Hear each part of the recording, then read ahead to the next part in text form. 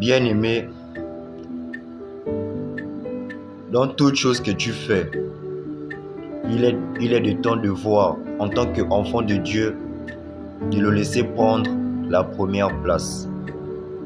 Tu dois laisser prendre le Seigneur Jésus-Christ, prendre la première place dans toute chose que tu effectues, des jours comme des mois et chaque année dans ta vie.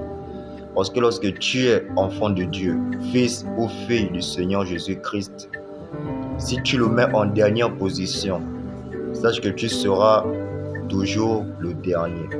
Mais entre-temps, si tu le laisses prendre la première place dans tout ce que tu fais, dans toutes tes entreprises, dans toutes tes œuvres, que ce soit même dans ton foyer, dans ton travail, dans tes finances même, comme je le disais, tu verras tes projets aller de réussite et en réussite.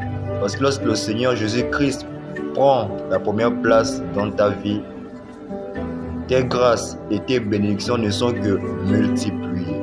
Elles sont bénies doublement. Je te prends l'exemple de Job. Lorsque Job s'était remis de sa situation, lorsque Dieu l'avait révélé que tu dois prier pour tes amis, pour tes frères et tout, il a été béni doublement de tout ce qu'il avait perdu. Parce que haut placé que Job a été, il avait tout perdu. Sa femme, ses enfants, ses richesses, toute sa gloire, il avait perdu. Mais lorsqu'il s'était repenti, il a pris conscience que c'est Dieu qui est au-dessus de toutes choses. C'est là où Dieu l'avait béni doublement. Hormis Job, je te prends la femme que Élie avait aussi béni doublement. Élie, le prophète Élie que tu connais, s'était rendu chez une femme. C'est dans le livre de 1 Roi, chapitre 17, si je ne me trompe pas. S'était rendu chez une femme. Cette femme vivait avec un seul enfant. Et elle avait rien que du feu de bois et de la farine à manger. Elle n'avait pas grand-chose. Le prophète Élie, lorsqu'il était venu dans sa maison, il avait faim. Il avait dit à cette dame, que peux-tu me donner à manger? Cette femme avait dit que, moi je ne suis qu'avec mon enfant. Tu vois, nous n'avons que la farine, on n'a pas grand chose. Mais Élie avait dit que donne-moi d'abord à manger et tu verras.